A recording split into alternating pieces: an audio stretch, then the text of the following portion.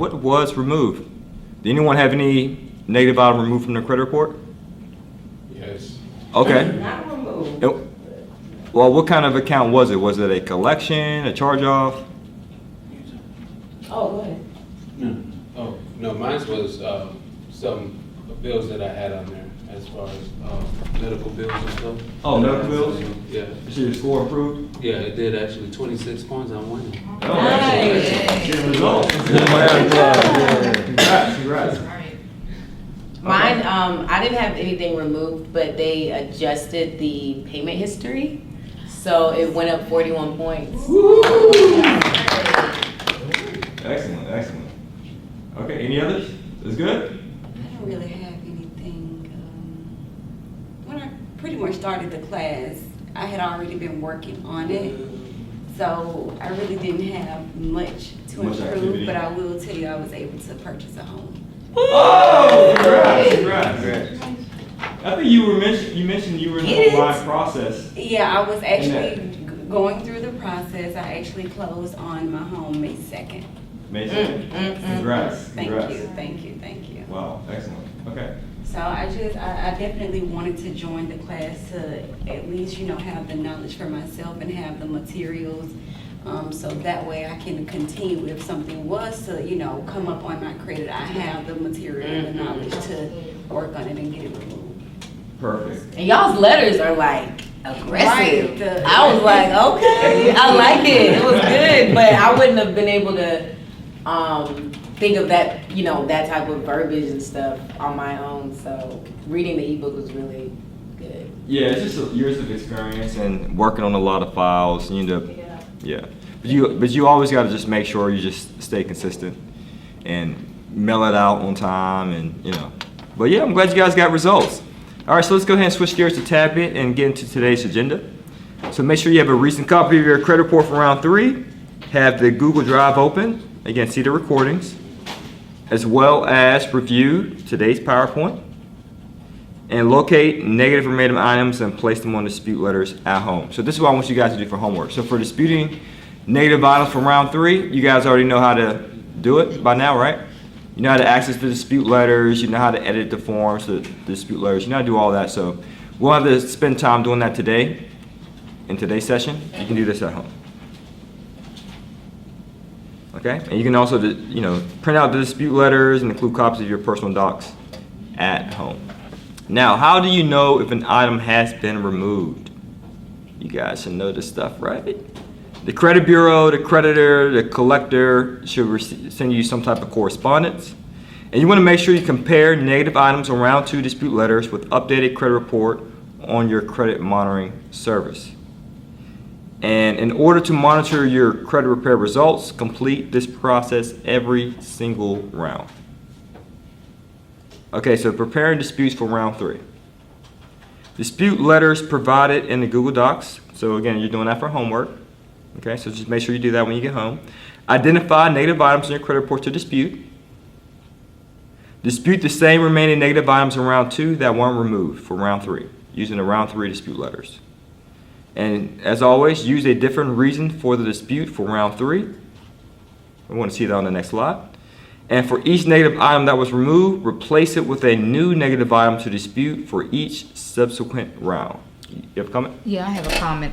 For that bullet point that says use a different reason for the dispute for round 3, only do that do not do that if you actually have proof of your reason. So just say that they're saying your balance is, $500, and you have actual proof that your balance is $300. Then you wouldn't change your reason because you actually have documented proof to show. You know what I'm saying? So you won't need to do that. You only need to do that if you don't have any type of proof, and then that way you just keep changing the reason, and maybe one of them will eventually catch. If round 1 items weren't removed in 90 days, then do the 90 on, 90 off method, and then continue to rotate. You guys remember that from last class, correct? Okay. Reason for the dispute. The balance is incorrect and was popular. So this is just pretty much a chart. So I'm just going to put all the items up. Okay. So I won't spend too much time on the slides. I think you guys are familiar with this. Reason to dispute your credit report. reasons to dispute negative items on your credit report, excuse me. All right, so stubborn negative items remaining on your credit report after round 3. 90 on, 90 off, rotate. So if you don't mind just sharing again what that means. 90 on, 90 off. So for the first 3 months, you'll dispute, okay, just say you have 10 accounts and you're only disputing 5. So the first 3 rounds, you're just going to dispute those 5. If nothing happens, no change, then the next 90 days, start disputing the other rounds. They give it because the accounts will be in the bureau system, and they can tag your account and they'll tag it as frivolous, meaning that you really just either use the credit repair company or you're just trying to get this debt off of you and you really owe it. So it'll stay in their system for a while, but if you put it to the side and then start disputing the next group, you do that for 90 days, the other 5 accounts. Because you don't want to dispute all your negative items at one time, because again, they'll see that as you're just trying to get out of paying your debts, and they'll tag your account and won't change anything. So you just do a certain amount for a certain time. And I recommend no more than 6, per round.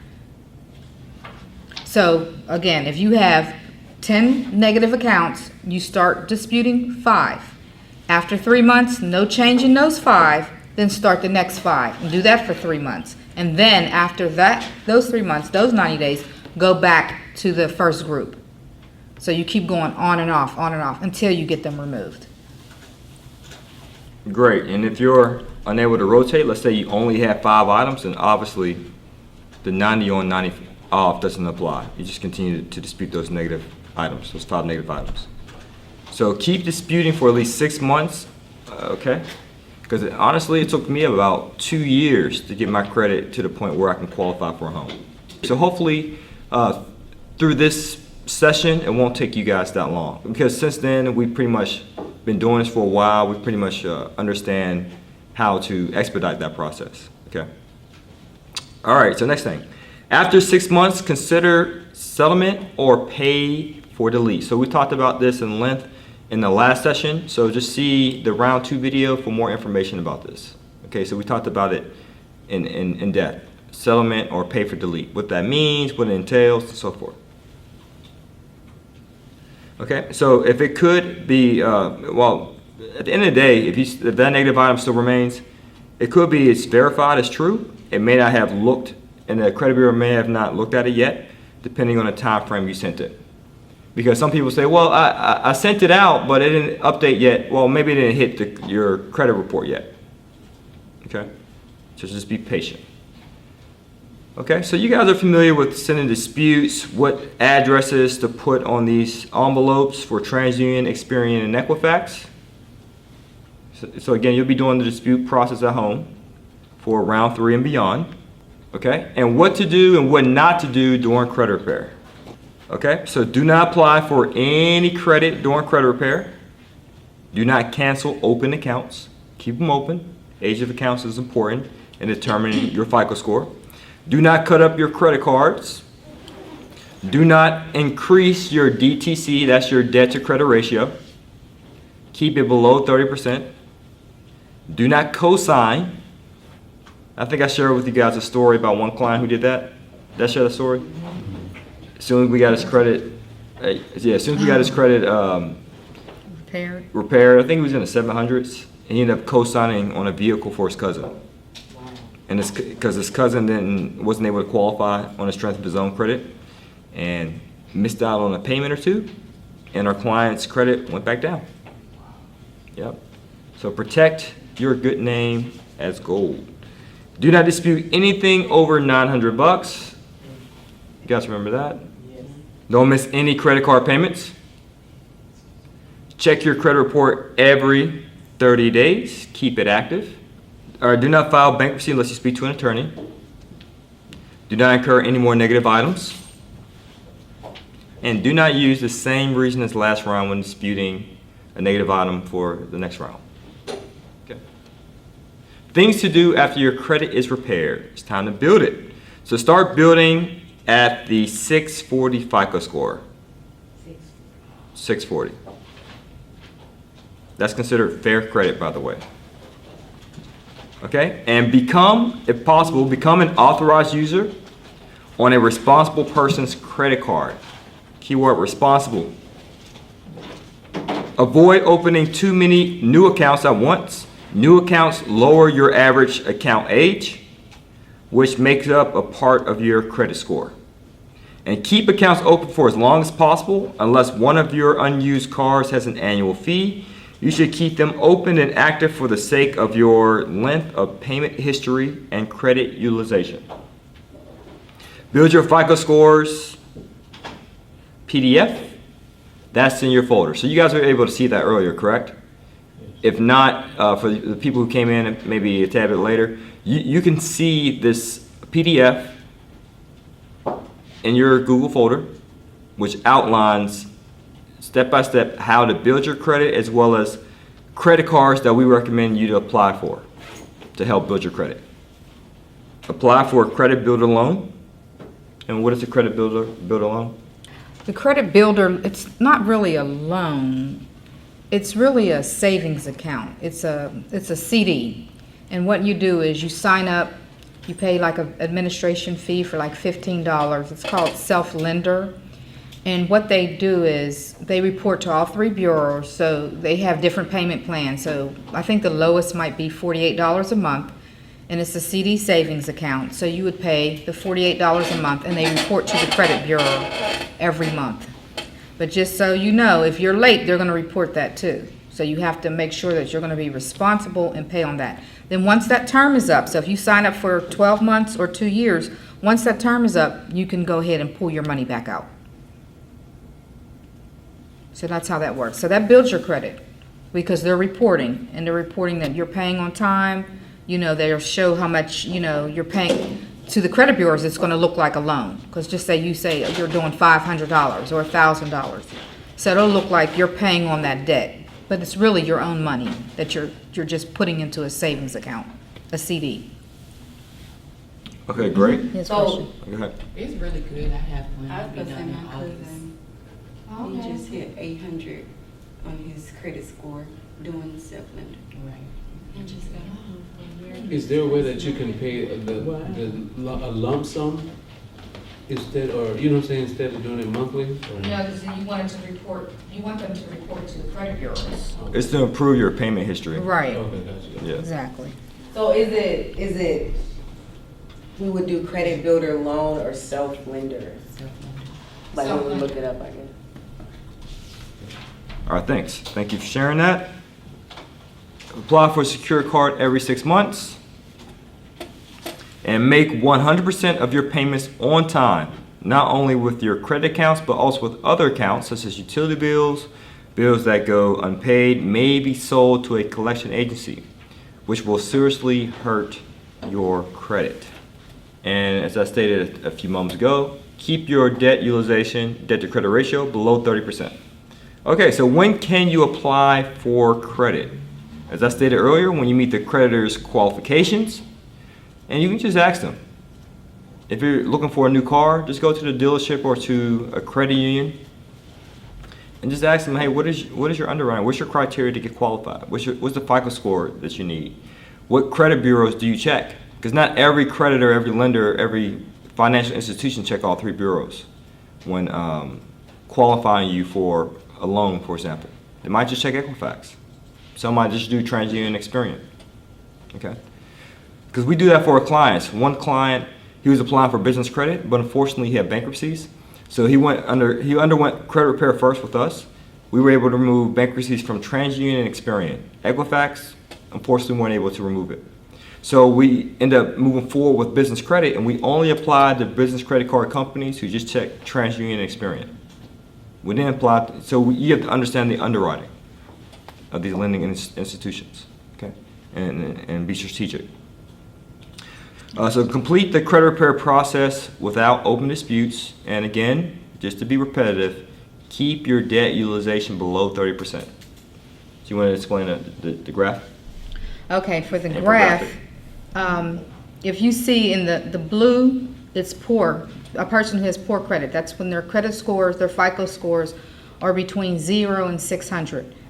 those people can apply for a secured card, which means it will require a deposit from $49 to maybe $200, and some cards might go even higher than that. And you don't get any rewards or points or anything like that with those type of cards. In the red is fair credit. People whose credit scores are between 600 and 700, they're basically denied for an unsecured card, which is you don't have to have a deposit. You get all these rewards, perks, cash back, and all those different type of things. So when you get to the good credit, which is the greenish yellow color, that's 700 to 750, you're basically approved for most credit cards. A lot of the unsecured cards, and you're definitely going to be approved for secured cards. And then if you have excellent credit, that's when your credit scores are 750 to 850. Any card you apply for, you're going to get automatically approved. And a lot of time with that, your interest rate will be zero. You'll just have all type of benefits, the credit score like that. So if you're between the 0 and 700 or 600 and something, when you start applying for credit, apply for the secured cards. And one of the cards in the packet, in the workbook, is a Capital One, and they even start at like $49 deposit. And you can get instantly approved for that. But also one more thing, that debt to credit ratio, keeping it below 30%, something that I learned recently. So it's in the workbook as well. But if your payment date, just say the credit card, Capital One's payment date is on the 1st of the month. You have to know when is their reporting date, the date that they're going to report to the credit bureau. So let's just say it's 5 days later on the 5th, and you pay your bill on the 1st. Don't make any purchases between the 1st and the 5th, because you're thinking, well, I pay my bill, I can go use my credit card again. No, wait until after the reporting date, because within that time period of those 5 days, your balance then went up and your debt to credit ratio has went up as well, and that's what's going to be reported on your credit reports. So just wait till after find out their reporting date and then start using the card then. Great. You guys remember the two-pronged approach to improving your debt to credit ratio? Yeah. Go ahead. Let's go over those. What is it? You lower the balance or you increase the limit. Correct. And all you have to do, this is the script I normally use. I will call and say, hey, I'm looking to increase my credit line, more than double the amount. It'll be a specific amount. So if I have a $2,000 limit with Bank of America, I'll ask for $4,375. And that always says for business use, even though it's a personal credit card. And I say, I would like to use this credit card to cover the operating expenses for my business, or to grow my business, because I normally do free advertising. I like to explore paid advertising. So these creditors like to hear that. Operating account paid off at the end of the month, or I'm trying to grow my business. So that's what you should use debt for, right? For income producing reasons. And then I'll say, hey, but whatever you do, please do not run my credit. Do this credit line increase as a courtesy. Please don't run my credit. So you have to explicitly state that. Otherwise, I'll say, sure, we'll see if we can give you an increase. Hard inquiry. So you have to make sure you say that, okay? And if it doesn't work, hey, it's okay. So I see that you can't help me. Can you transfer me to someone who can? May I speak with your supervisor, please? Use the same script. And if they deny you, you can call them back and say, hey, I'd like you to overturn your decision. I mean, sure, in the past I had some financial hardships and it was reflected on my credit report, but I'm a new man now. Look at what my FICO score is at. Don't you believe everyone deserves a second chance? These are scripts that I use, right? And even with major banks, Bank of America, Chase denied me, I used that same spiel. Doesn't everyone deserve a second chance? Overturn their decision. Because what most lenders do, they have what's called automatic underwriting. Their application comes in, they just use their system, denied, based upon their algorithm. But the reason why I say, hey, don't I deserve a second chance? What I'm basically saying is, hey, I want you to do a manual underwrite. I want a human being to look at my file instead of this computer system. And then I'll overturn it. Do you guys understand how inquiries affect your credit scores? Yes. Okay. Okay. All right, great. So let's keep it moving, ladies and gentlemen. What if you receive negative items in the future? First question, did you learn your lesson? Yeah, right. Right? So I like using this word, double entendre, right? Which basically what I'm saying here is, well, you learned the lesson currently, right? You know how to dispute it. So being that you learned this lesson of how to repair credit, you should have no qualms about that in the future. Especially if your family members or friends come to you about their hardships, things happen, you might be able to help them since you have this knowledge now. And potentially it can be a business, right? You understand it's a new skill set that people need in the marketplace. But also, did you learn your lesson? Meaning, hey, if you made some mistakes in the past, learn from it. Do not repeat the same issues moving forward, okay? So there has to be a change in your mindset and spending habits. We all been there, we think we can, oh, I got it next week. I know that check is coming in next week. I can splurge today. And then you realize, oh man, my check was denied. Oh, my check was delayed. Oh no. You cussing out your supervisor and then you get laid off as a result. It's just a snowball effect. Yeah. It happens. It happened to me. Happened to me too. Look, she's like, it happened to me too. Happened to me. Right. So repeat rounds 1 through 3 again. Remember the 90 on, 90 off. And if a negative item is stubborn after round 6, then do a paper delete with the creditor. Start negotiations at 25% on the dollar, but no more than 60%, 60, of the debt that's owed. After you satisfy the settlement, then try deleting it. So if a collection account was stubborn coming off, worst case scenario, you might have to bite the bullet and pay the collection. Just dispute it afterwards. Okay? Still dispute it. Another thing I like to mention is Time frame for the deletion? So once you do the settlement, and then you said to try deleting it, what's the time frame? Once you make that settlement payment, how long should you wait before you try to get deleted? I say within 30 days. 30 days? Yeah. Okay. Yeah, so you see reflected in Immediately, I wouldn't wait. Yeah. I mean, Soon because you- the credit, sorry, Okay. the collector, they're out of the picture now. They got their money, so it's just And between they you don't and the care. credit bureau. Yeah, and they don't care. And you want it off your reports. So it'll show up on the credit report as paid? Right, it'll show up as settled Uh-huh. for less than the balance owed, which means to other creditors, you might do that to me. You're not gonna pay your full balance, so they won't give you credit. That's the purpose of trying to get it deleted. Okay. Yeah, 'cause Yeah. you're not looking, it won't look good in the eyes of other creditors. Yeah, so it's better to dispute it up front, again, for 6 months. And if it's that stubborn, then hey, consider settling, pennies on the dollar. And then after you guys agree, they'll say settle, paid as agreed, dispute it. Go back to disputing again, so it's off your credit report altogether. But a lot of times you're settling because the collector can get mad because you're disputing it, and they'll go ahead and try to take you to court. So that's another reason. That's one of the reasons why you want to settle it, because you don't want to have to deal with the court system and getting a judgment against you. Can I pay less than what I owe? Okay, we'll take that. Because you really don't owe the collector anyway. It's not their debt. They just bought it, whatever, and then they paid pennies on the dollar. You know what I'm saying? They can buy one of your debts. You owe Capital One $500, and they bought it for $20. And then they're suing you for, and they're trying to sue you for $500. So yeah, they'll take $300 or $200, because look, they still Profited. made out. Yeah, they profited. So Yeah. Okay, so just to avoid having negative items in the future, we're going to just give you a few points. The 3 buckets, you guys remember that from one of the talks I had maybe a few months ago? I think it was April. Yeah. So I'll repeat it. Just make sure you have 3 buckets, guys. For every dollar you receive as income, 10 cents to go into savings. That's for your oops fund, rainy day, emergencies. That's what savings are for. So for every dollar you receive, 10 cents goes into that bucket. Next is 10 cents goes into investing. So in the investing bucket is designed to grow your money. It's just like a seed.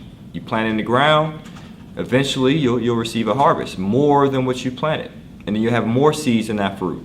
So you don't want to eat all the fruit. You want to take some of those seeds out of that harvest and reinvest it back into the ground. So likewise, if you continue to get capital, money, paycheck, whatever it is, take 10%, put it into investing. Last, go ahead. Oh, just with that, the investing, have you guys ever heard of Lisa Nichols? Oh, yeah. Yeah, what she did was she started, like he was talking about investing, she started a Funding My Dream. And she didn't know what her dream was, but she opened up a bank account and called it Funding My Dream. So every time she got paid, she would just send money into it, and she never went to see how much was in it. 3 years later, she went back to the bank and to see, like, you know, what her balance was, and she had over $60,000 in there. And she had no idea, she didn't keep track of anything, she just kept putting money in there, and 60,000. And so I started me a Funding My Dream at a separate bank. So out of my bank, automatically every 2 weeks money just goes to there, and I don't, to the other bank, and I don't see it, and I call it, put it in my memo, Funding My Dream. So I'm like, within a couple of years or whatever, I need to know for sure what I'm doing. Am I buying, you know, some property? Am I, one day I want to own a furniture store, so I'm like, that might be the money for that, you know what I'm saying? What about funding your So- son? He got That sounds like a good idea, right? No, you just put it in this account right here. All right, so investing. Invest in your children. All right, so the next bucket. The next bucket is charity. Charity is pretty much every 10 cents for every dollar you make. I don't want to say give it away, but pretty much sow it away and plant it in someone else in need. Now, it can be an organization, it can be your house of worship, your church, it can be a charitable organization, it could be a person that you know. But you should make it your mission to put money aside for charity. Because you got to understand too, people in your family, your friends, your network, occasionally they fall on hard times, they need assistance. But if you already have money stowed away for that purpose, then you just prove to the universe that you're generous. And with generosity, you'll beget more abundance. A man who refreshes others will always be refreshed. Generosity begets more generosity. Give and it'll be given unto you. Good measure, pressed down, shaken together, running over, when men give it to your bosom. The same measure you meet, the same measure will be measured back unto you. Yeah. So you gotta know this stuff. You really gotta be an advocate of giving. Increase your giving, increase your living. Because when you start being a giver, you'll come to a point, it's impossible for me to be broke. It's impossible for me to be in lack. Because I've sown so many seeds in the lives of others. This is not I'm due a harvest. An idea comes. Oh, maybe I should do this to get that money back. Oh, snap, maybe. And you'll realize your bank accounts will thank you for it. Okay, so be charitable. All right, because honestly, I never met anybody that was a philanthropist or a big giver, very generous, who had bad credit. It's impossible. So if you start doing that now, you'll realize it's impossible for me to ever have this type of FICO score, because my reputation is gold. Okay? All right, so don't bite off more than what you can chew. I know that can be a difficult thing to adjust to, but it's definitely necessary. So that's why I say, you know, out of that scenario, for every dollar you make, if you do the math, 30 cents is going towards those three buckets. The other 70% you live off of. So it takes a level of self-control. Because most people see a dollar, oh, I got a dollar to spend. No, you don't. No, you don't. 70 cents, that's it. And you can live off 70 cents. Well, not literally, but you can. You can buy oodles and noodles. You said oodles and noodles? If you buy a pack of ramen noodles. That's true, that's lunch for the week. No. All right, okay, so let's keep it moving. Monitor your credit monthly and check your negative activity. Schedule in your calendar when your bills are due to avoid missing payments, automatic bill pay. So once you start getting additional credit cards, your FICO score improves, you're getting all these offers in the mail, and let's say you're applying, you're getting awarded, you have to make sure you manage those bills as well. This is one more task to do. I'm not sure if you guys seen it. I have a stack of credit cards. I have 25 of them, like this, right? Yeah, so I get a lot of bills. So I have to make sure that these things are being paid, automatic bill pay. And I can't use the excuse, oh man, it's too much to manage. You gotta be able to manage your debt, your financing. Because your creditors will be unforgiving. Like, hey, you got a late pay, I'm gonna try to fight tooth and nail to make sure this stays on your credit. Okay. The Do-Yourself Credit Repair ebook and the Build Your FICO Score PDF are both in your folder, so we definitely want you to revisit those in the future, just in case if you need it. Okay, there's two valuable resources. One is about, remember that two-step process I mentioned before? Negative items removed, positive items improved. Negative items removed, positive items improved. That's basically what those two books are right there. Got it? Okay, so you have all your solutions right here, moving forward. Any questions so far? Any questions? No? No questions? Yes. On the self-lender, does the amount that you're doing monthly help determine the increase that it'll have on your credit score? Or just, is it just the fact that you're doing that type of process help you? So should I do more money thinking it's gonna help me more? I've never done it, but I would think the higher the amount would have a more positive effect on your credit. Because Because it's showing you more, Okay. yeah, you're responsible for more money. Gotcha. Thank you. Great. So what we're going to do now, guys, is I'm going to pass the floor to this young lady right here to talk about building credit. If you can give a Okay. few tips. Basically, in order to live in this society, you really need credit. And the way to get credit, the way to build credit is to get some credit. So of course, we already went over the different credit scores that you need in order to meet creditors' approval. And then below we have some credit cards that you can actually apply for. There's a link in there in the document, like Capital One, and these are all based off of information where they had 4 stars or more. And so the Capital One is a secured card, the Avant card, you know, most of these do not have, if they don't have an annual fee, but they do have security deposits. So of course you need to go online, once you click their link, go online and review their terms and make sure it fits your particular situation.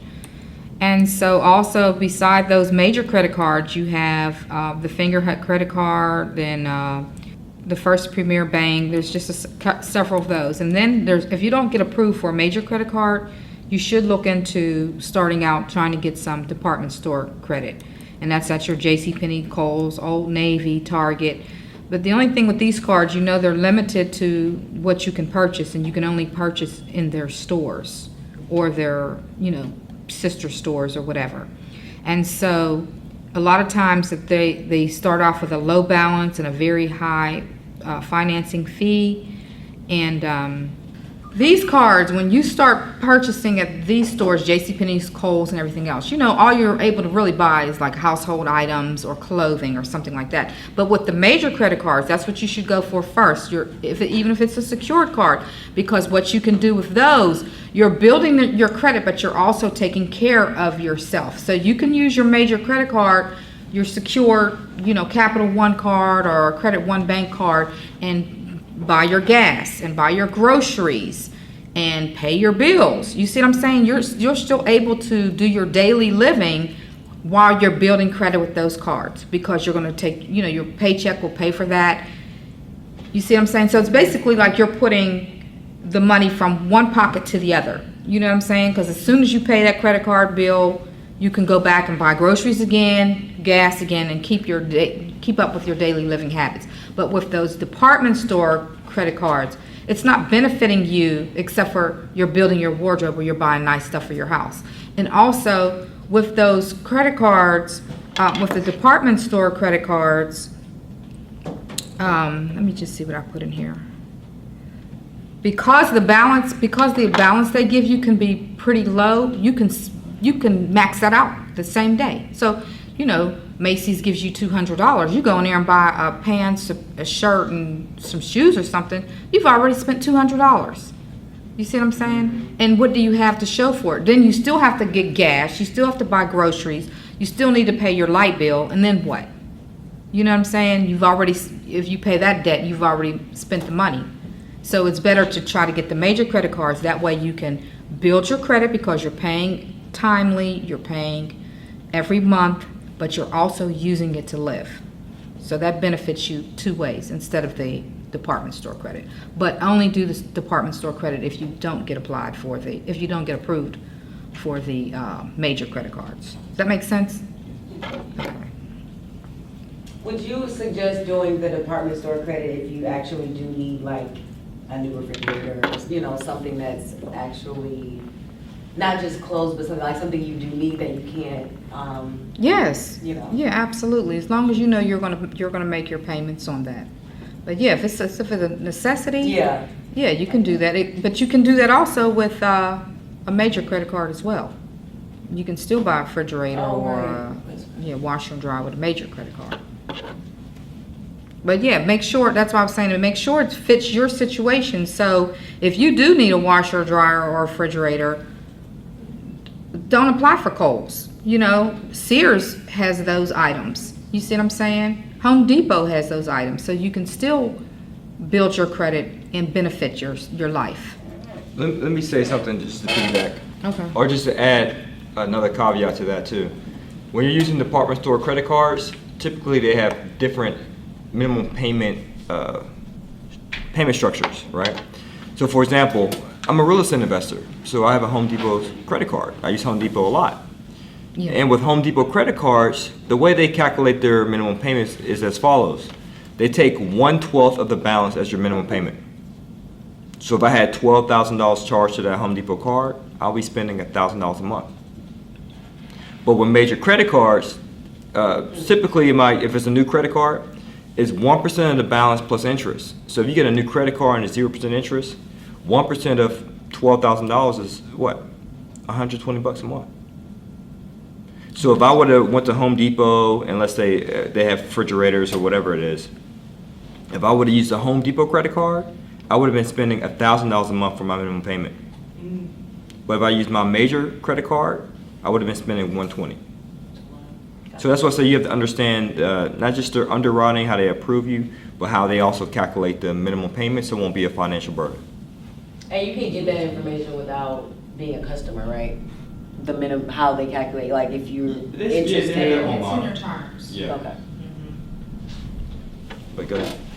Okay, and I also put on here the Jewelers Club, and that's just if you don't get approved for anything. If you don't get approved for any credit card, major or department store credit, you can do the Jewelers Club because they give you an instant $5,000 credit, and they report to all three bureaus. But the problem with that, you do have to pay, I think it's an annual fee. You do have to pay an annual membership fee, and you need to put a down payment, I think, for every purchase that you make.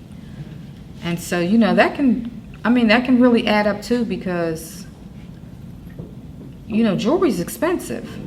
So you have to be careful. You have to really know what you're doing to be having a jewelry credit card. Because you could turn around and every week, I want a bracelet, a ring, a watch, whatever. Right, it's realistic and old. Well, you know, again, I thought about today, I forgot my watch today, and I'm driving down the street, and I was like, oh, I forgot my watch, and I felt naked. And I was like, you know what? I'm buying me a watch and just leave it in the car. So that way, I'll have a watch in case this happens again. So if I would have had that jewelry credit card. Problems, right? If I had that jewelry credit card, I probably would have, oh, well, I need a watch for upstairs. I need one for downstairs. I need one for the car. You know, so I need all this jewelry around so when I forget it, I can so I know I'll never apply for that card. Just dripping sauce, huh? Okay, so then we can just go over some of the best practices. Again, apply for credit that is approved for, if you have bad credit or slow credit, your scores fall below 700, just apply for credit card, major credit cards that report to all three bureaus. Also, again, as Juan said, keep your credit balances low, and that's 30% of your credit line. And it's even better, if you want to build your credit as well, pay your credit card before the due date and pay above the minimum payment. And they'll start giving you credit increases, and your credit score will really start going up. You'll start seeing offers in the mail like crazy. And they'll send you, I'll show you. You'll get this stuff in the mail all the time. Like here's Bank of America. So just got my mail this morning. They're sending you stuff like this all the time once your credit score starts increasing. All these special offers, I'll show you. Special offers and convenience checks. So if I wanted to, I can deposit this check in any bank account and get cash off my credit card. And this is what I do for real estate, because people say, well, how do you buy real estate with credit cards? I use the bank's money to make money, not my own money. That's why I say that the importance of getting your credit to a certain point, because once, and it's 0% by the way, 0% till 2019. So I use this to convert my business credit cards, because this is showing my personal credit, into cash using these. And then I'll buy like a 6-unit, I have a 6-unit under contract. It's very simple, guys, very easy. But that's just the starting point. Then after you get your credit straight, many different creditors from a business perspective wouldn't mind lending you thousands of dollars. Right, and even taking those checks and depositing into the bank, that doesn't mean you have to spend it, correct? Correct. Right, so I was watching, I don't know if I'm sure you guys know the show, the Tankers, they used to come on TV. I don't know if they still do, because I don't have cable anymore. The Tankers? Gospel. Yeah. Yep, there you go. I know. Okay. I know. Okay, I think it was Candy Burris was on the show one day, and it was a women's group, and his wife was, she did like a women's retreat or whatever, and she was there, and Candy was saying how once she got $25,000 in her bank, her whole life changed. She went from one level to a whole nother level just by having that amount of money in her bank.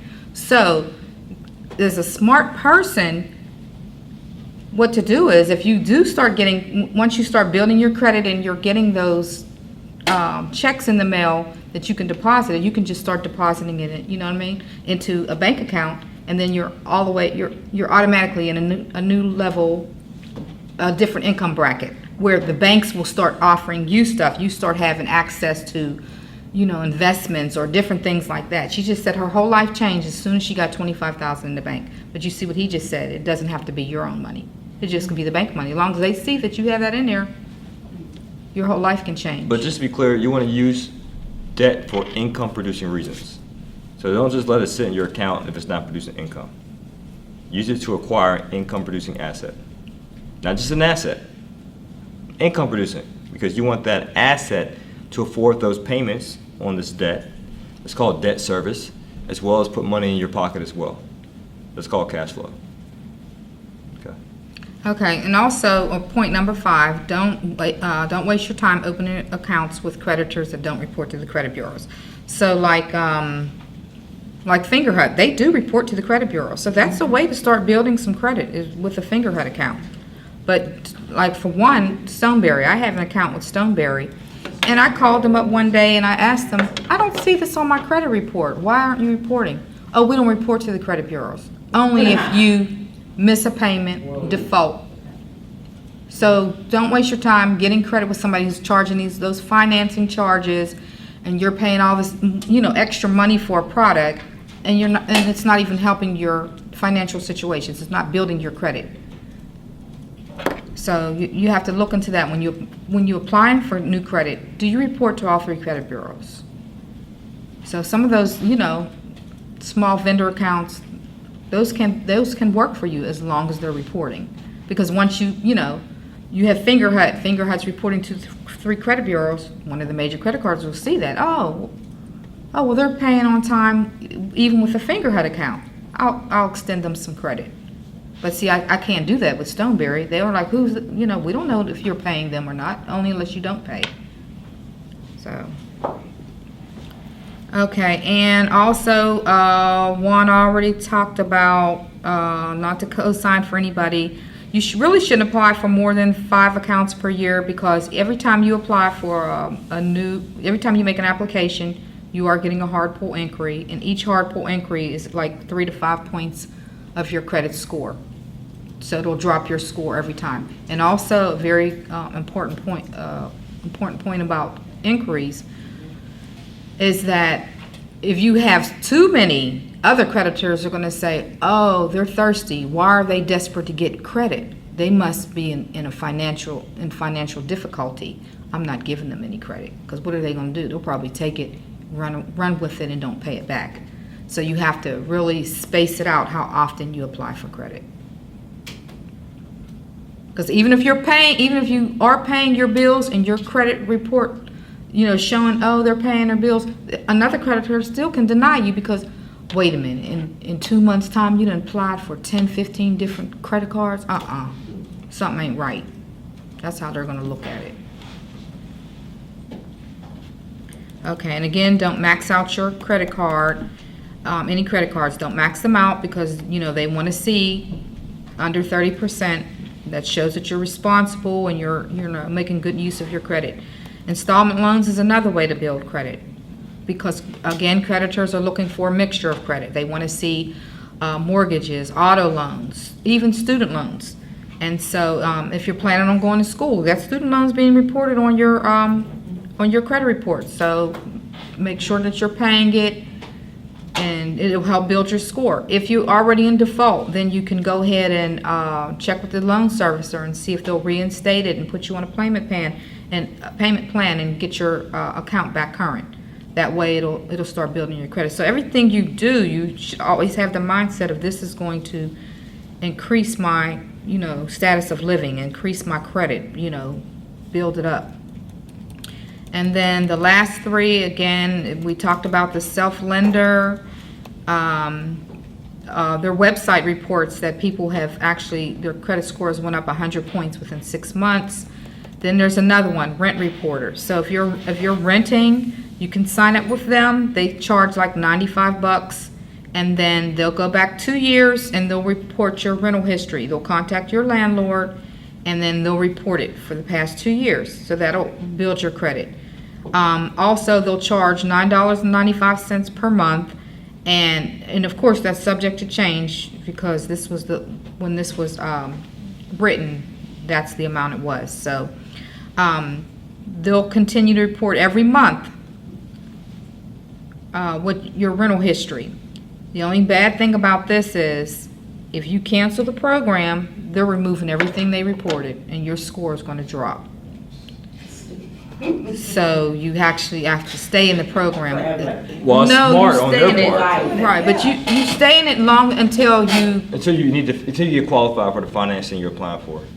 right, or until your credit card, until your score is where you want it. So your score is at 750. You don't care about if that drops, a couple points, because they removed all your rental history. Oh, I'm thinking like, take off 200 points. I don't think it would take that much off, but Gotcha. yeah. So that's a good way just to get started, especially if you don't qualify for a major credit card. So even if you're in that 0 to 600 credit score range, those secured cards, some of them still can deny you, because that's happened to me before. I got denied. Even when my credit score was in the 500s, I got denied for a secured card. So something like that, that's something to consider, to at least start getting somebody reporting some good information about you to start building your score. And by the way, guys, if you happen to get denied, it's not the end of the world. It happened with me. American Express, for some reason, always refuses to approve me for a credit card. It just is what it is. But they're not the only credit card company out there. So whether it's a mortgage, whether it's an auto loan, there's many other lenders out there who'll be willing to do business with you. You just gotta stretch your neck out and apply for it. Okay, and as far as, okay, being an authorized user, you want to make sure that this person that you're trying to get on their credit card account with, that they are responsible with their debt. Actually, ask them for some proof, because even though you're given the liberty to use their credit once they put you on that account. The only thing is, they're the primary card holder and you're not. You're just an authorized user. And that means that you don't have any rights to make changes to the account. You can't dispute anything in the account because technically it's not yours.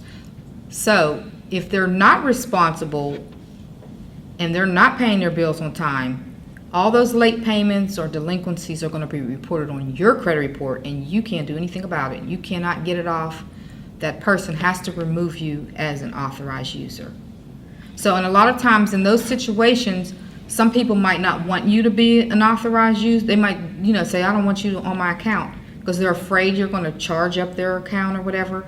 What you can negotiate with them to, when the card comes in the mail, give them the card and they keep the card and don't let you use it. Then that way they don't have to worry about you adding debt to their account. You're just needing it because they have a high balance and a low debt to credit ratio, and the card might be, they might have had the card 5 years. Right there, that's going to boost your score. And let me ask, so the authorized user, it will help boost their score as well, correct? If things are being paid on time? Right, because it's based off the primary card holder's Okay. information. The reason why I asked, because I was thinking I'm really good with my credit cards. I only have 3, and I want to keep it there until I feel like I'm ready to manage more. But I had this idea, when my children become like 15 or 16, I wanted to make them an authorized user, however, not allow them to use it. I would be the one using it and paying it to help get them a head start in life to build their credit. Oh, that's a great idea. That is, actually, I knew a young lady who did the same thing. Her mother did that with her. Soon as she was, 15, 16. Yeah. She added her on her, I think her auto loans, her credit cards and so forth. So she immediately started That's building credit. definitely my Yeah. goal, to just have them equipped and prepared. If you get on as an authorized user and then, maybe they don't keep the credit card, would your score go down? Because it's not gonna be on there anymore, I guess. Oh, you mean if Right you on the remove, street if you were, excuse me, if you remove them off of it? Well, if say that you get added and then you get removed, for whatever reason, maybe you're ready to do your own, it would adjust. It will adjust, yeah. But it may linger for about a month or 2. Right. Yeah. Anything else? We have about 15 more minutes, guys. Okay, and just, you become an authorized user. Don't let nobody become an authorized user on your Right. account. If you do, don't let them have the card. And that's what I'm gonna do with my children. I'm not gonna let them have the card. Okay, and just basically, let's see, the best way to manage your new credit. Just see how credit is advantageous to you. Know that credit cards are different than debit cards, because when you swipe your debit card, that money's automatically taken out of your account. But when you swipe your credit card and then you pay it within that 30-day period, you have that credit still available to you all over again. So it actually works better for you than using your debit card. Because really, again, you're just really putting money from one pocket to the other. You're just switching it. Especially you can leverage rewards, points, use your credit cards.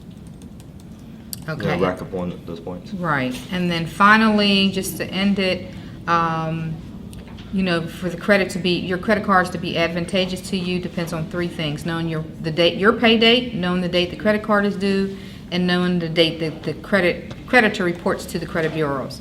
And so you want to get your credit cards lined up with your paycheck, the date that you get paid, so that way you can either have it automatically set up or you just pay it as soon as it's due. And again, like I mentioned earlier, do not make any charges within that time period of it reporting to the credit bureaus. So you can always call them up and say,